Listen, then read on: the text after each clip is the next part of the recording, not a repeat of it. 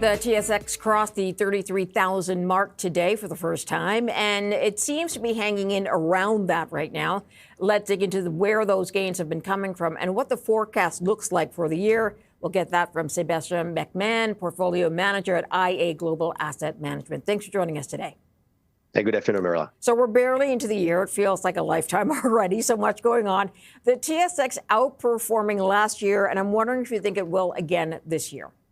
Yeah, we still think it's due to outperform, but maybe not as much as last year when we had 30% versus 15% in the U.S. When we started 2025, valuations on the TSX were pretty low, so the forward price earning multiples were low. Now they're somewhat elevated, so it's not going to be coming from multiples expansion. But when you look at what's expected for earnings growth for the broad market in 2026, you see 25% for Canada, about 20% in Europe and in the U.S. Likely this is too high a bar. Likely there's too much optimism out there, but it's still a low bar for strong performance. So we're still thinking maybe somewhere 10-15% for the TSX, somewhere around 10% for the S&P 500 looks right for 2026. Okay, you see strength in commodities based on what?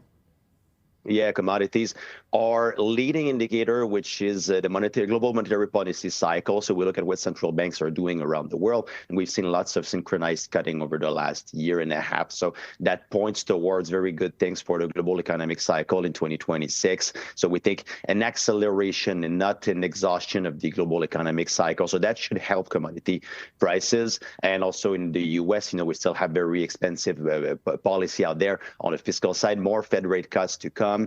Defense spending, if any country out there didn't get the memo that it's time to invest importantly in defense, of course they're getting it now. So that all of that means that commodities should be bid, and of course with the world needs Canada sell, so that should also help with the call on the TSX. Okay, you favor global investments over the U.S. as well. Why is that? Yeah, we think that global diversification is key, especially with all of this geopolitical volatility coming from the U.S. I think you want to have a broadly diversified global portfolio. So the playbook here is a broad global diversification. You want real assets, and likely you want also precious metals for protection. So gold had a very solid year in 2025. It's looking like it's going to be having another good year, not exceptional like 2025, but should still have a good year based on geopolitical risk premium. And also the gold miners that we have in Canada, profitability should continue to be a very solid highlight in 2026. So even though we had more than 150% last year on gold miners, we're still bullish there. We are a bit more careful about duration, long duration, all of this spending that's coming on defense that's going to be coming through debt, of course. So at some point, the bond market could react negatively to all of that, but use volatility as a tool in 2026, not only as a threat. So call options, put options are going to come in handy. So it's a year to be flexible, not yet defensive, I would say. Okay, so you mentioned some of the uncertainty that could be ahead. A lot of the uncertainty last year came from the tariffs going on, going off, being changed constantly. What do you expect on the trade front this year? What's your trade outlook, and how are you pivoting as a result of that one?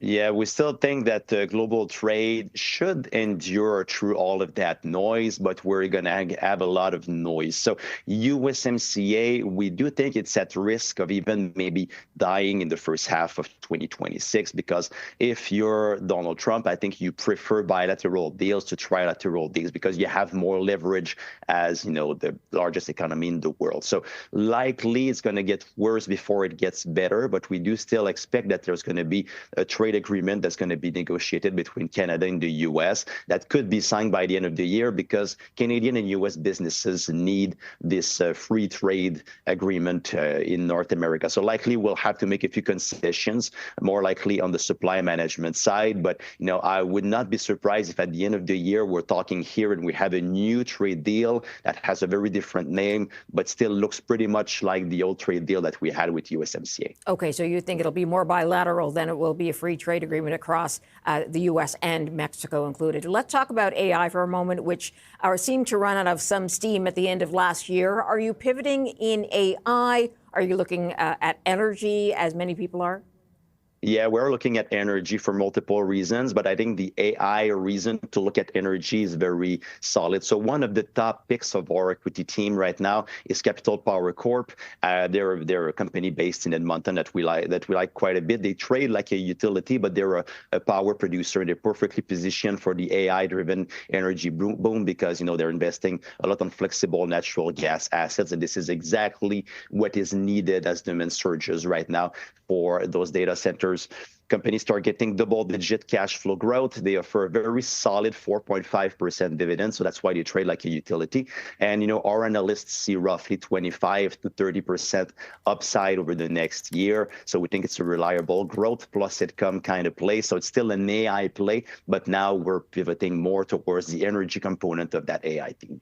Okay, so you've pivoted that way. Are you staying in AI stocks in the traditional sense, or are you sort of trimming out of those? Are you moving that money? No, we're still staying in that team. When I was talking with my colleagues over the last few weeks, they are still thinking that we could have another moment in the semiconductor space and NVIDIAs of this world. So we'll see what we get, but maybe we're going to get into like that 1999 territory when there's an explosion in prices for those, because the rental price of semiconductors is still rising, so there's still scarcity in computing power out there. Capacity is not built up yet. So that could be another tailwind, a very important tailwind for semiconductors this year. So we're still watching that space. All right, Sébastien Mc Mahon, thanks for joining us. Appreciate your time today. Always a pleasure. Thank you.